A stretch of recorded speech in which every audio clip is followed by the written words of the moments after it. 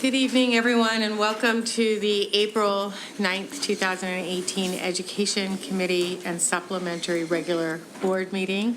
And with that, I will turn it over to Mr. Copeland. Thank you, Dr. Gilbert. Good evening, everyone. We have two presentations for this evening. The Special Education Comprehensive Plan.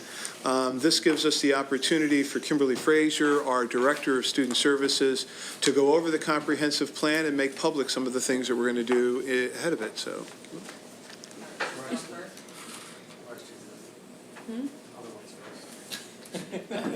Strategic plan first. Okay, through the computers. Okay, I was following Ms. LaPera's arrows. Oh, yes, you did. The first one is the strategic plan. Okay, well, but the arrow was different. So, I'm sorry.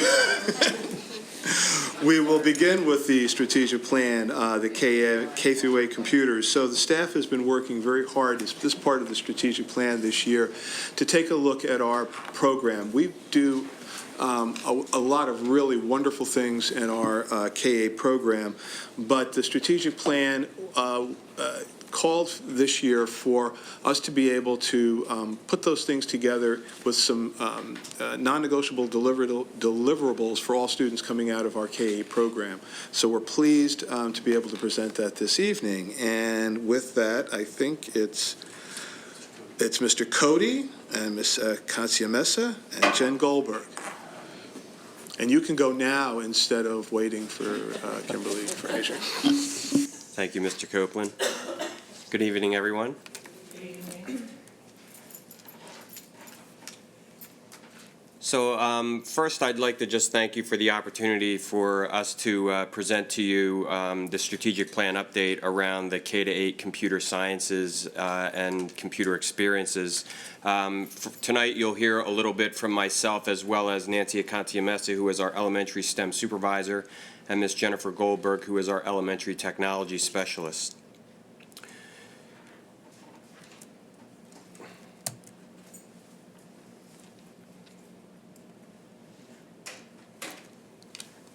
So when we first started with our strategic plan back in 2013, we came up with a series of questions and a framework, and always stuck to that framework of thinking about the why first, and then the what and the how. So I'd like to walk you through a couple of scenarios here where we thought strategically about these questions and answering why did we shift our instructional focus through our K-8 computer experiences. For many years, we were really heavy on the applications of Microsoft Office and Office special areas, and we needed to shift beyond the mastery of these particular applications and move beyond that.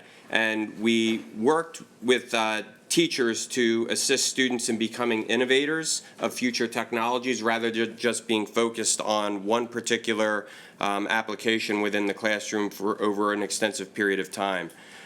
We found the need to support students in beginning to think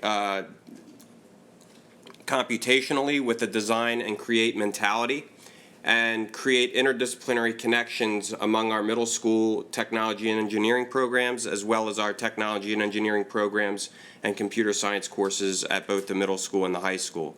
We wanted to increase a K-12 alignment to prepare students for their high school courses for computer sciences, and that moves us into the what, and what did we do to move in this particular direction. We revised many learning goals over the course of 2 years with our middle school technology teachers as well as our elementary and high school teachers, and we really had a focus around the ISTE standards for instruction with a focus on the 4 C's of the 21st century learning. How did we do this? We created vertical alignments of collaboration with our teachers. We have a continued commitment in the district to attend national and state conferences. The national conference that we visited 2 years ago was the ISTE conference when it was in our backyard in Philadelphia. That conference is again visiting Philadelphia in 2019, and we look forward to continuing sending our staff to that conference, as well as our state conference, the P&C, which is generally held in Hershey every year. We also have a commitment and partnership with our Apple professional development team, where Apple provides us supports due to our one-to-one program in our high school, and they extend that particular support in our elementary and middle school classrooms.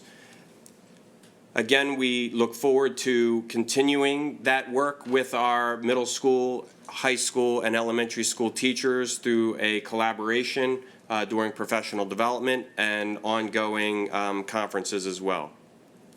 What I'd like to do now is turn this over to Ms. Jennifer Goldberg, where she will walk you through some of the guaranteed experiences highlighted at the elementary level.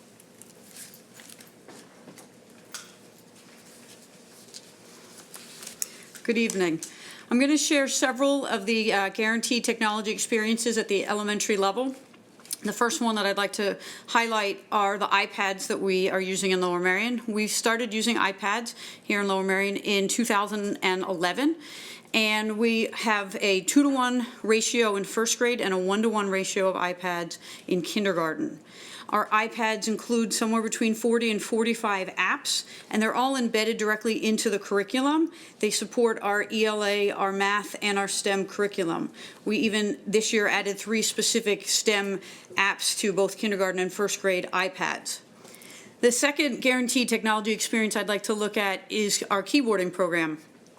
This year it's new. It's called Keyboarding Without Tears. Excuse me. And it's directly related to our handwriting program, also called Handwriting Without Tears. And the Keyboarding Without Tears program, it replaces what we had been using for a number of years, which was Type to Learn 4. But this new program gives us a lot more options. This works on all of the devices that we have. So it works on an iPad, it works on a Chromebook, it also works on a MacBook. It can be done both at home and it can be done at school. It what makes it different from the other programs we've looked at is it has a different curriculum each year. So as the students move up from grades 1 to 5, they're getting new content so that they're not going to sort of age out of it. And we recommend, the recommendation for keyboarding is 30 minutes per week. And generally it's done during a guided reading time, and it's meant to be done independently. So students are able to move through the program on their own. The final elementary technology guaranteed experience that I'd like to look at tonight is our digital citizenship program. It supports our policy 134, and in the past I've personally created and delivered the lessons for students.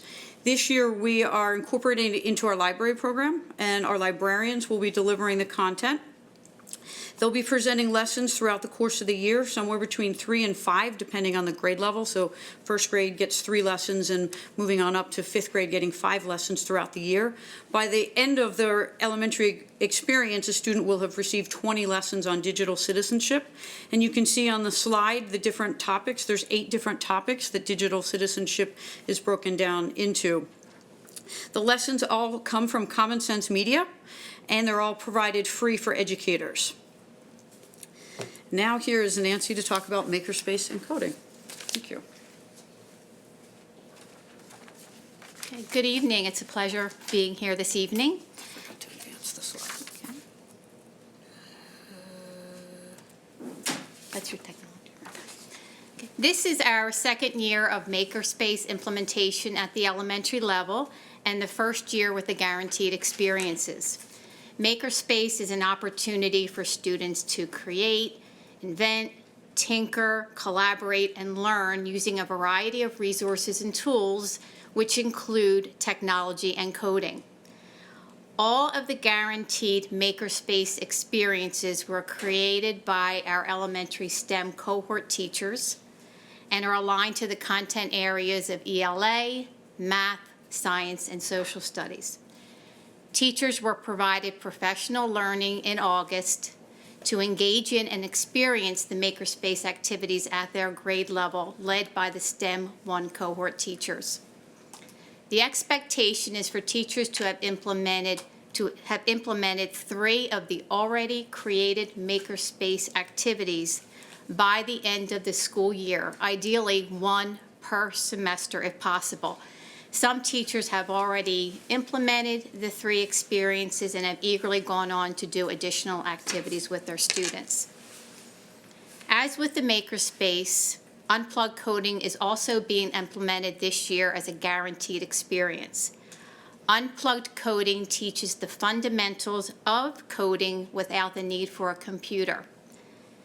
The lessons come directly from code.org and provide hands-on experiences to teach students the fundamental concepts of coding, such as program, variable, loop, binary, to name a few. As with the Makerspace, the expectation is for the teachers to have implemented all 3 unplugged lessons by the end of the school year, ideally 1 per semester. As with the Makerspace, some teachers have already implemented the lessons and have gone on to do other lessons through code.org or implemented more complex coding activities with their students. The lessons build on each other and are only 30 minutes long. And code.org does an excellent job scaffolding for teachers by providing detailed lesson plans, easy to follow plans, and videos for the teachers. With both experience, the teachers have been supported by Jen Goldberg, our 40 elementary STEM cohort teachers, as well as being provided additional professional learning before or after school and through faculty meeting time. And last year, all of our elementary STEM cohort teachers received their code.org certificate through free after-school training through code.org. Now I'm going to turn it back over to Brian Cody, who will talk about the middle school computer shifts.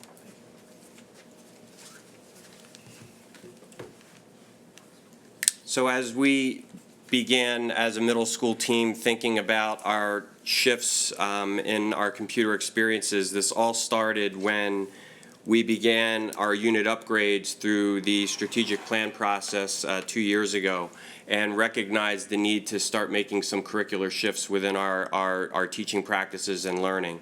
What also supported this particular shift was the coordination of common middle school schedules, where now we have all grade levels having the ability to experience the same curriculum across all grade levels at both middle schools.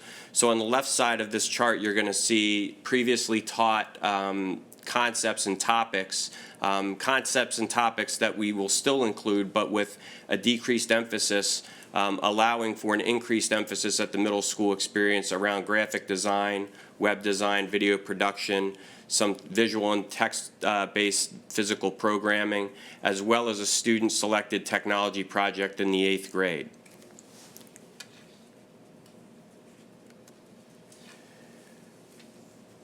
The next 3 slides that you're going to see are a sort of summary and snapshot of what the guaranteed experiences and topics look like at each particular grade level.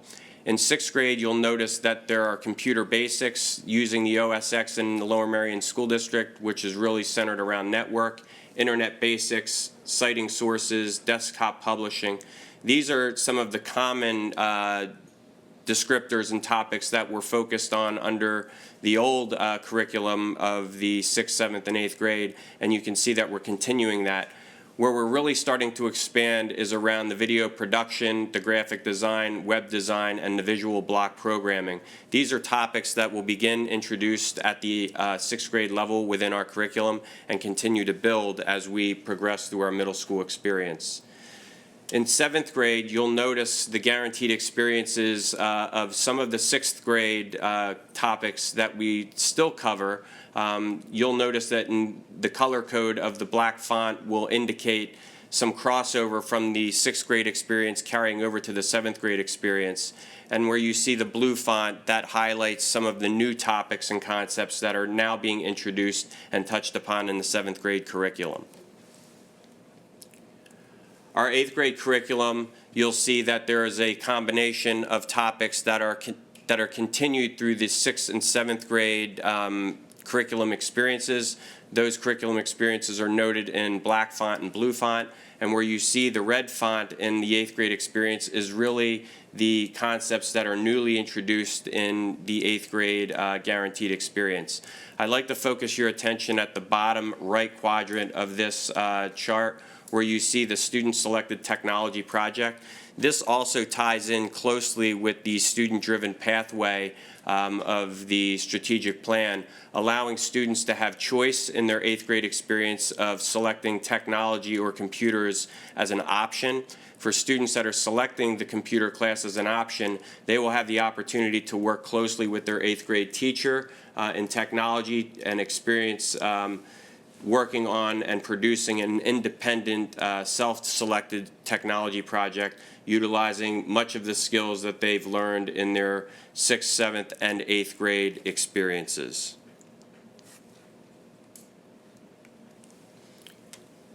As we move forward, we have some recommendations and next steps. Recommendations, we're looking to commit to software for the middle school to support the visual programming. The preferred language that we're looking for support with is the Python language. The reason why we're looking at this particular language is through our collaboration with our high school computer science teachers and their teams. Python is the preferred language that they're using within those particular courses, and felt as though students from the middle school experience should be coming prepared into the computer science classes knowing that particular language. Also, the possibility down the road for an integrated development environment. An integrated development environment is an environment where there's a small purchase possibly for that, and what that helps is it's additional software to help students specifically develop programs more in depth outside of an open source software. We're looking to commit our professional development to our middle school computer teachers around the delivery of instruction using Python. Our middle school teachers are not computer science programmers, so they're excited to be engaged within this professional development and willing to take that on to be able to support students in transition from middle school to high school in their computer science fields as well as their technology experiences. Our next steps look to establish an annual curriculum review cycle for computers. We want to make sure that we do this to ensure that we're staying constant with the trends that are appropriate for technology across our curriculum, as well as a continued development of curriculum and unit designs on newly introduced topics.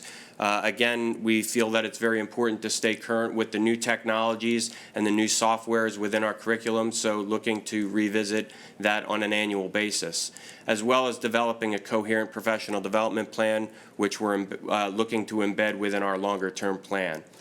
At this point, I'm willing to take any questions or comments. Thank you. Thank you very much for the presentation. It's exciting to hear all the work that's done, that's coming out of the strategic plan and all that you've been doing. Are there any questions? I assume that was this covered at the curriculum committee meeting as well? So please. Thank you, Dr. Gilbert, and thank you for the presentation. A couple questions that I didn't have a chance to ask at curriculum. Are there any concerns or potential challenges with the elementary schedule in terms of working the technology piece in? I know sometimes the schedule can be quite tight, and so just want to hear from you in terms of any concerns that might be prevalent in that regard. So many of our concerns within the elementary are sort of minimal. We like to really embed a lot of our technologies within our work centers through literacy and math and science and social studies. Our development that Jen Goldberg was talking about in terms of our digital literacy, a lot of that is also conducted within our library time with our librarians. Great. And then for the middle school students, I was glad to hear about the selected project for 8th grade, but wondering if we have some students who are extremely proficient in their technology skills, are there opportunities to differentiate or accelerate some of the things that they can do when they are in the technology course? There's certainly opportunities for that to occur. So we have been working very hard with our middle school technology and engineering teachers as well. So there's also projects and opportunities for students who are accelerating to also conduct some of their work within those technology and engineering classes as well. In the 6th and 7th grade as well? In the 6th and 7th grade as well. Great, thank you. Thanks. Just real quickly, with the keyboarding without tears, is that self-paced? So that kids work, they're going to complete the program at different times, or some So- kids are going to go home and do it, some kids aren't going to, is that, does it allow for that kind of thing, or It or are does. they moving together as a group? It does allow for that, so it's a program that is designed on independent practice, and much of that time is, again, occurring during literacy workstations, and teachers have a summary of how students are performing within that particular program, so there are opportunities where students can accelerate through particular lessons at a particular grade level each year. So if they're doing it during the literacy workstations, I assume the teachers have them split into groups and doing guided reading with one group, and then the other kids are doing work on their own. Oftentimes, that's work that supports the literacy curriculum as opposed to the technology curriculum. Are we concerned that this is taking away from literacy? I don't believe that it's taking completely away from literacy as well. I think there's some integrations where oftentimes when students don't have an opportunity in class during a workstation to practice their keyboarding skills, they also have that opportunity at home to practice as well.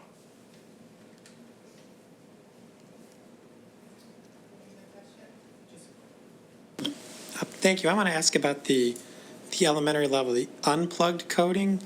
I realize, maybe is there being introduction of some actual coding, maybe in the 4th and 5th grade levels, probably not at the K1, but is it totally unplugged K to 5, or are we trying to do some very basic coding, very real coding in maybe the 4th or 5th grade level? So the guaranteed experiences are grades K to 5. Teachers have gone above and beyond implementing those unplugged lessons and have done other lessons from code.org that are more complex. And this is all in addition to the hour of code. So students are still involved with the hour of code K through 5. And many teachers have gone on to go above those unplugged lessons to more complex coding.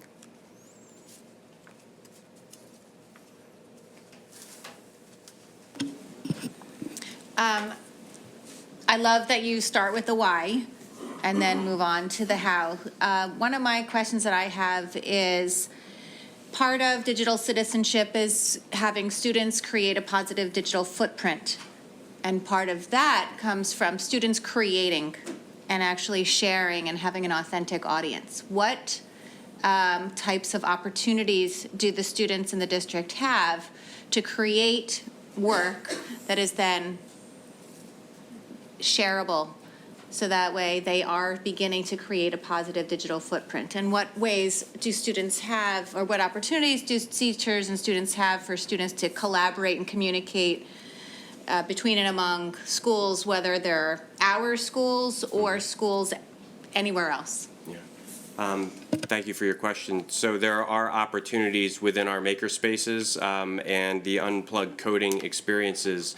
For an example, we're recently or very quickly tomorrow going to be kicking off a coding experience where we're seeking students to volunteer to help solve a problem of creating a stand for some microbes that we're looking to conduct sort of soil tests, and we're going to be kicking that off tomorrow, giving students an opportunity to engage in sort of problem solving and communication skills, and sort of sets out for a larger audience in the work that they're doing. So it's just not part of a classroom curriculum experience and going beyond that.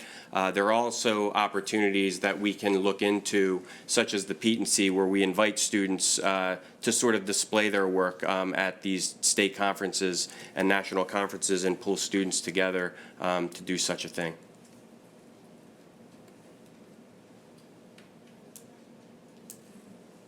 Great. Well, again, thank you very much for the presentation, and it's really great to see how this is sort of coming to fruition. So,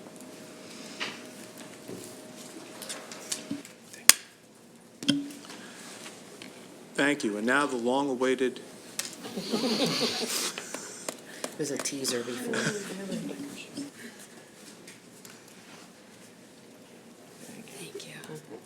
Good evening. So I'm here this evening to present some additional information about the Special Education Comprehensive Plan.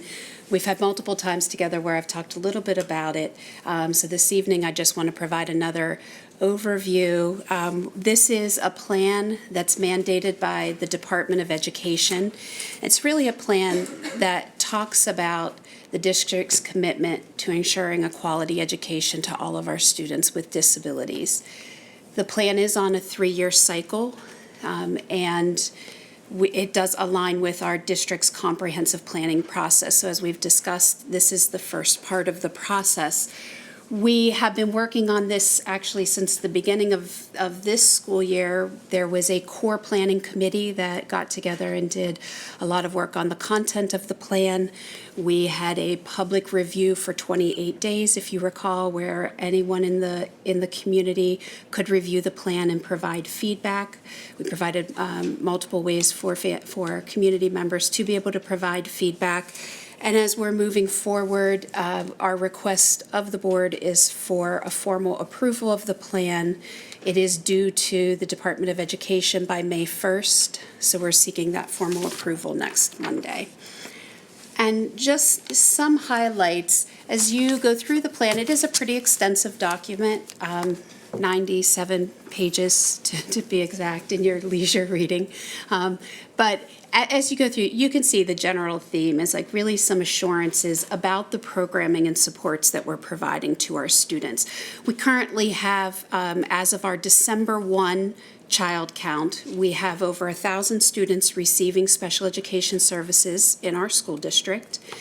And we really are committed to and provide a full continuum of services. So this is really making sure that we have a range of services, programs, and placements available. This full continuum of services is what's provided by the district. It may or may not be district services provided in districts. So when we talk about our continuum of services, that also includes our out-of-district placements for students who require a higher level of support than can be provided in district. We also have an assurance and a commitment to child find, and this is our responsibility to ensure that we're identifying students that we believe might be a child with a disability and evaluating and offering appropriate programming. And this really, connects with the work that our achievement teams are doing in our schools every day, closely monitoring the progress of our students and the work that our clinical team carries out.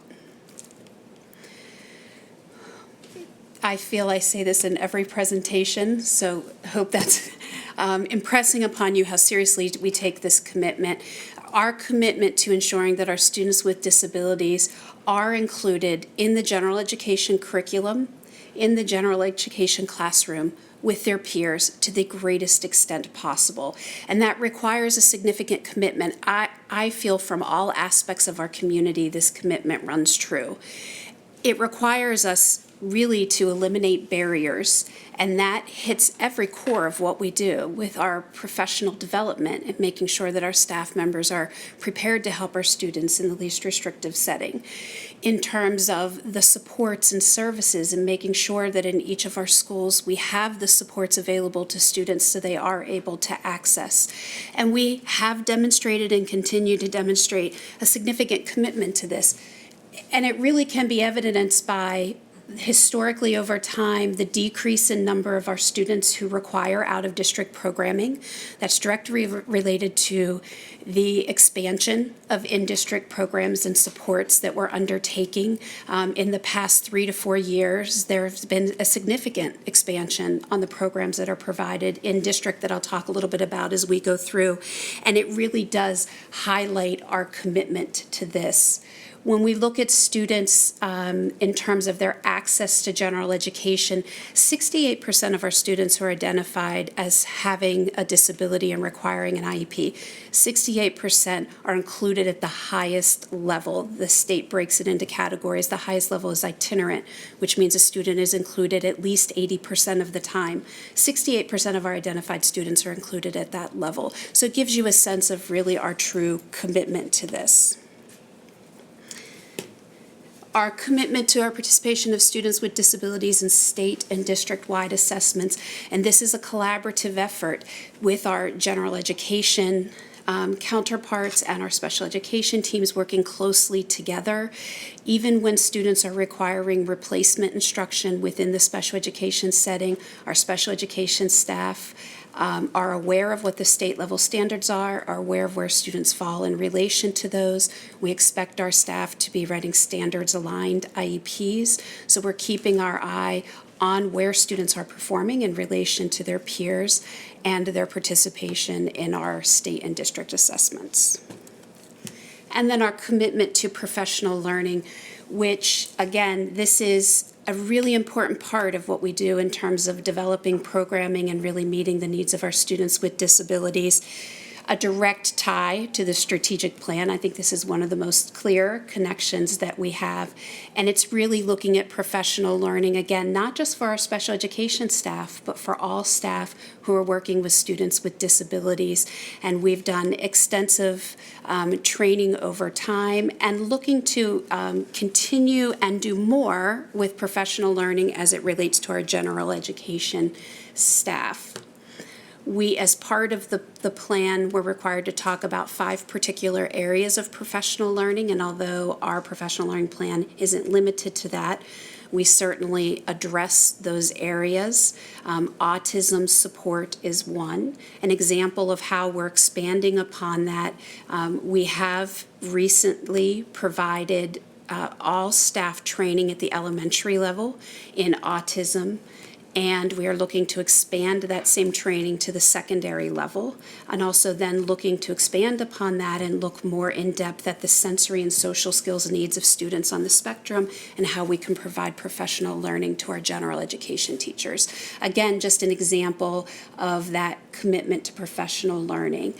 Under professional learning also includes the professional learning that we provide to our paraprofessionals. Our paraprofessionals supports our instructional assistants, our behavior aides, and our job coaches are required to have 20 hours of professional learning over the course of each year. And the special education supervisors work diligently to ensure that that training is being provided. Some of the strengths and highlights, again, the team has been working really diligently to not just improve the continuum of what we offer, but to improve the quality of what we offer to our students. And it is often changing. We're working to address the needs of students as they present to us, and we see the needs change over time.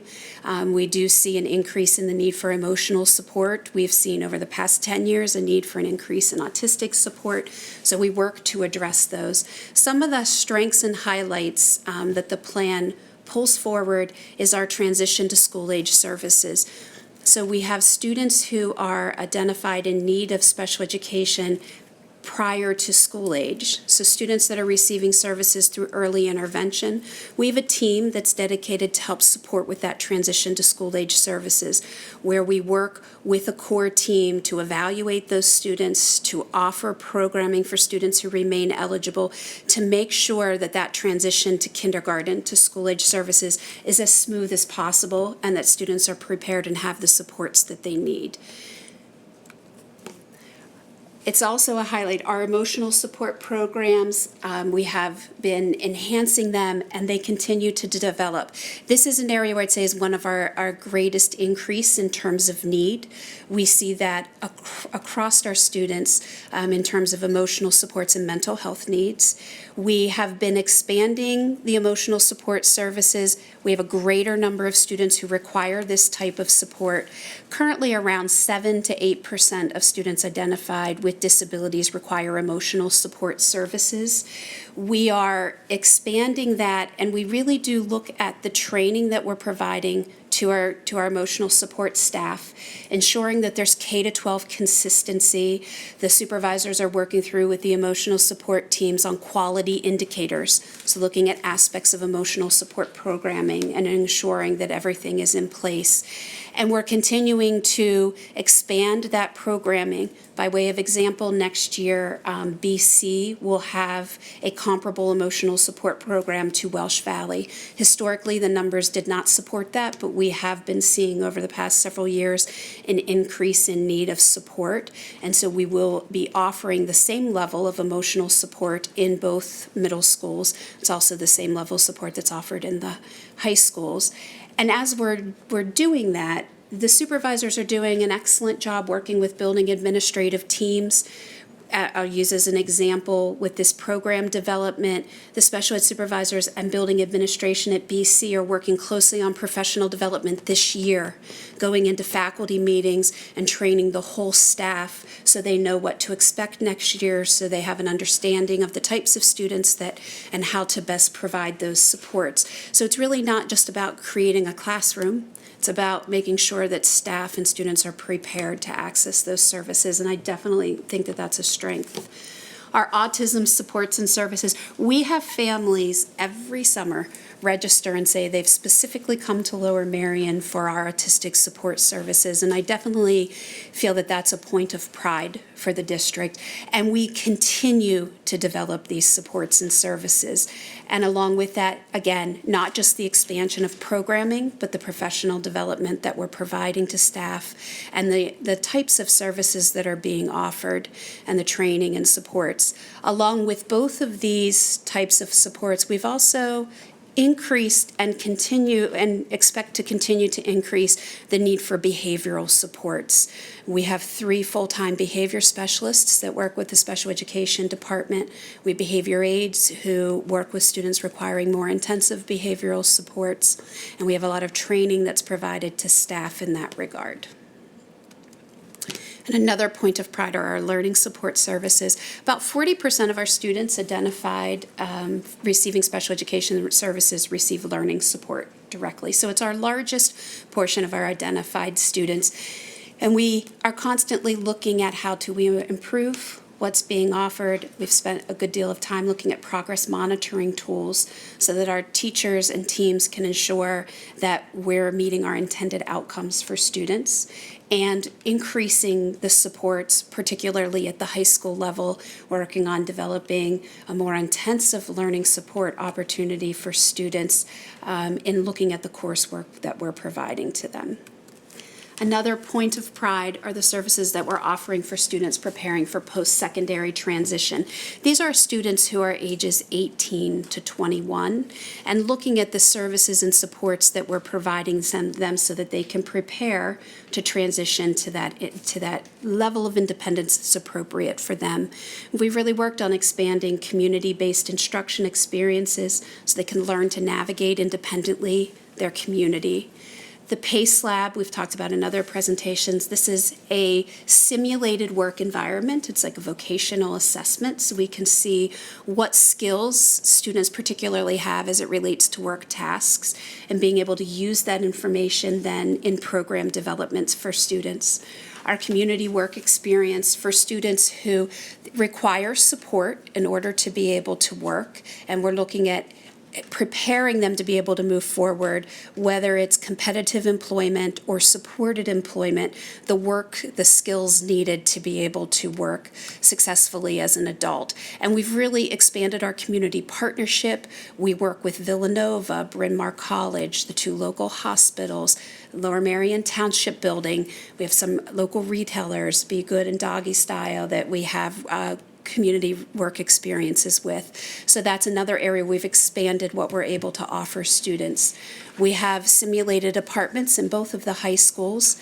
The one that's currently in use is at Lower Merion High School. And we also offer travel training. So we're looking at how not just do students interact when they're in the community, but how do they actually access the community and what's appropriate. So training with the local public transportation options with a job coach.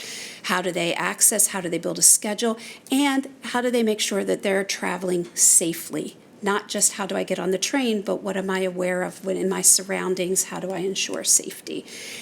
Again, a point of pride. We've worked really diligently to improve these services and expand upon them. And as continues to be a point of pride for the district, we have a wonderful community. We have a supportive parent group who's actively involved, and we're very appreciative for that. And that continued involvement within the community, I believe, further allows us to successfully develop the programs. Thank you. Thank you very much, Dr. Fraser. It was really a great presentation. I know you've been sort of continuing throughout the year, giving us these updates. Are there any questions at this time? Thank you for the presentation, Ms. Frazier. I know at CCOB you reported having limited feedback from parents and guardians. Just an update in terms of if you were able to get additional feedback, but no feedback. Sometimes no news is good news. So Correct. just to see where we are on that. We did not get any additional feedback after that update, although we did send reminders. But we didn't get additional feedback. But as I shared at Curriculum Committee of the Board, one parent shared with me, said, Kimberly, this really, as I read through the plan, depicts what our experience has been as a family, and the plan is true to what our experience has been. And I think that that's the best testament to the plan that we could get, and I, like you, will assume no feedback is a good sign.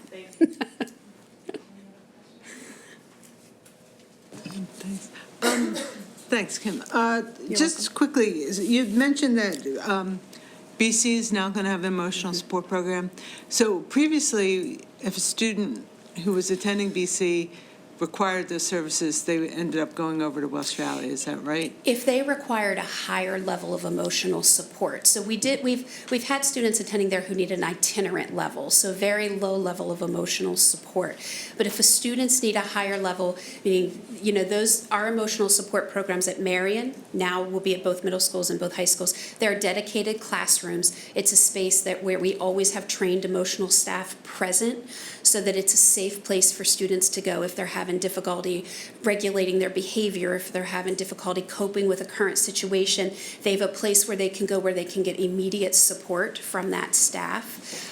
They also require a higher level of direct instruction in those emotional regulation and coping skills, and that can be provided. So now for those students that require a higher level of support, they no longer would have to go to Welsh Valley. They can stay in their home school. Right. Okay. And that also makes sense following along with the continuum from Marion, BC, and LM. So that speaks to our continued goal of keeping the students in as close to home school as possible, right? Great, thanks. You're welcome.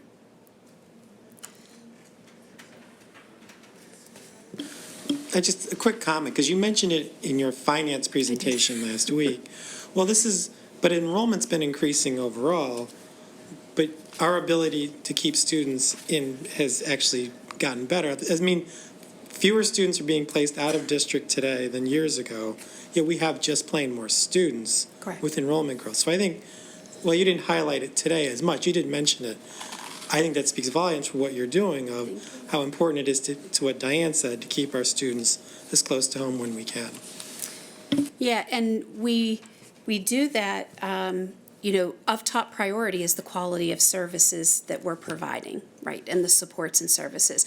What we've seen by developing programs in district where you have a greater level of control over the programming, we've actually been able to also manage finances better as well in that regard. You have more control over the finances within district.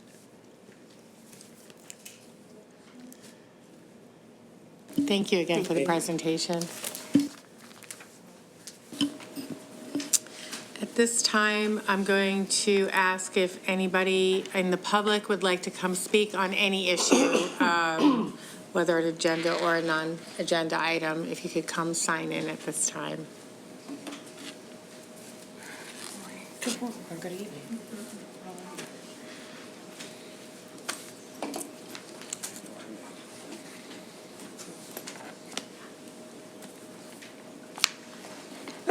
If there's anyone else who would, bless you, if there's anyone else who would like to speak, please sign in now.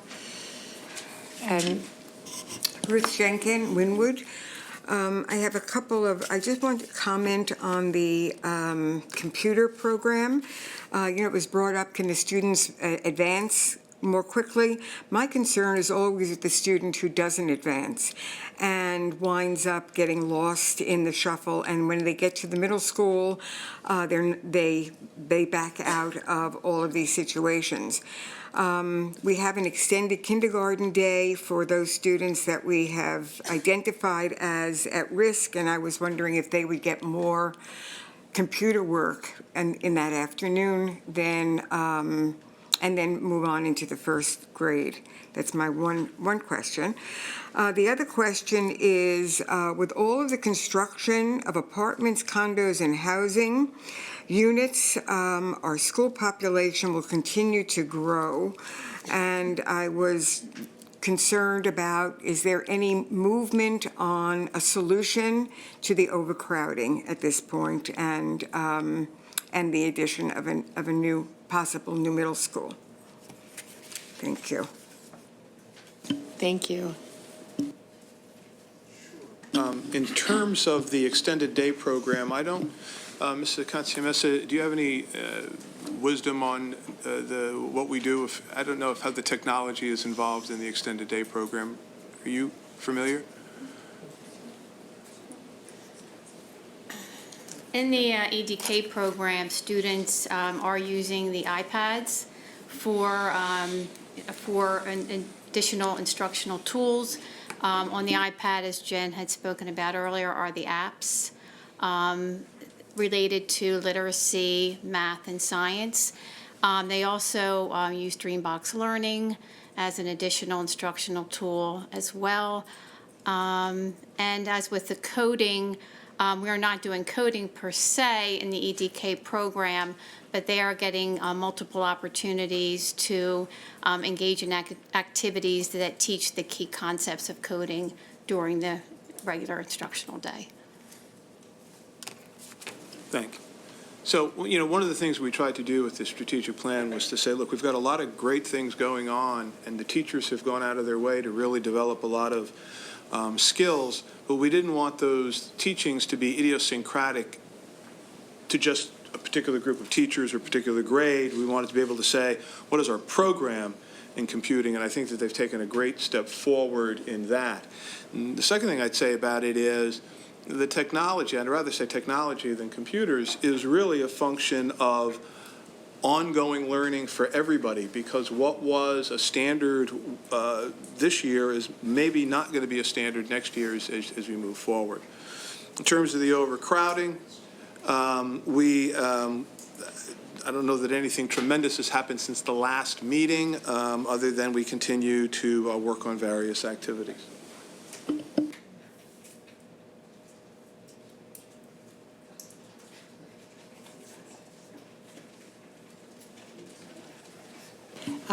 Just in case you aren't familiar with it, we ask you that you say your name and roughly where you live, what neighborhood, and there's a 3-minute time limit. Okay. Thanks. I'm Jennifer Eckert. I live in Marion. I'm a parent of a 5th grader and also a teacher at BC. And I'm curious about the emotional support program that's that we'll see at BC next year. And for it to be a space where any kid can come to and it's supported and a teacher is there for them, it seems like you would need 2 teachers staffing the program, because one of them will be running emotional support kind of classes with kids, and also like to de-escalate situations. So, and I haven't heard about that, so I'm wondering what the plan is in terms of staffing. So the support in the emotional support programs is not just teaching staff. So our emotional support programs work very closely with our behavior specialists, behavior aides, and instructional assistants. So when I indicate that the classroom has somebody available at all times that's trained and knows those students well, it may also be some of the other support staff that are also present. At this time, the numbers that we're projecting at BC don't warrant 2 teachers. It will just be 1 initially. We're constantly assessing that. The supervisors are looking 3-4 years in advance and really thinking ahead in terms of when that might need to change. At this point, the numbers are just substantiating 1 teacher.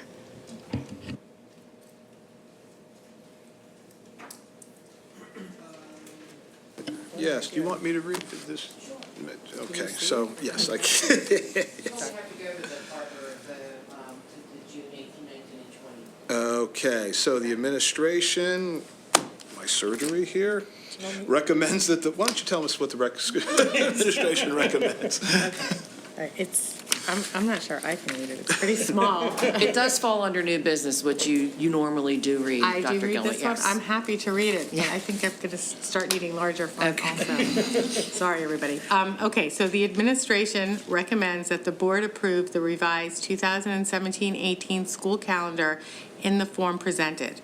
It is further recommended that the board approve the district's request for Act 80 exceptions for all days designated as staff development days, inclusive of the following: November 7th, February 16th, April 20th, May 15th, June 18th, 19th, and 20th. By way of background, do I have to read that? You can stop there. I'm going to not read the background then. So am I asking for a motion? Any questions? That would be good. We're a little out of it here. Okay. Are there any questions? This was in the board update. So we had 2 schools that missed school because of power outages that were separate from the other schools. Do we have are they going to have to make up their missed time? I believe we got a waiver from the state on that. Okay, and what does Act 80 mean? That's staff development. Right, so we're asking the state to, Allow us to use those days in lieu of the required 180 days. okay, I'm not sure I understand what that means. So the board will be approving this calendar. It'll decrease the student number days because of the snow, inclement weather, to, I think it's 178. And then they use some of the Act 80 days, which are the teacher days, to make up the days for the teachers. So once this is approved, we can then send it to the state, and they'll give us that waiver for the recommended student days. So the students only need 178 days instead They of need regular 180, so we're asking them for 2 less. And Megan can pick up from there. My understanding, this is in order to be able to end, And without going into the next week in June. right? Are there any other questions? I just want to go on record, everybody likes a snow day till they make up for the snow day. I've been pointing out that the seniors don't have to, so I don't know if that's true or not, but that's what they claim. Just please vote yes. I would just add that we're allowed to take this exception because we meet the required number of minutes for student learning over the course of the year. So we have an excess amount of minutes that we exceed the threshold. So we're allowed to ask for the exception for the number of days. That's very helpful, Ms. Schaefer. That's a helpful explanation. Do you have a motion to approve? I so move. Thank you. Do you have a second? Second. All in favor? Aye. Opposed? Abstained? The motion passes. Okay, well, the next Education Committee meeting is May 14th, and we are adjourned. Have a good evening, everyone.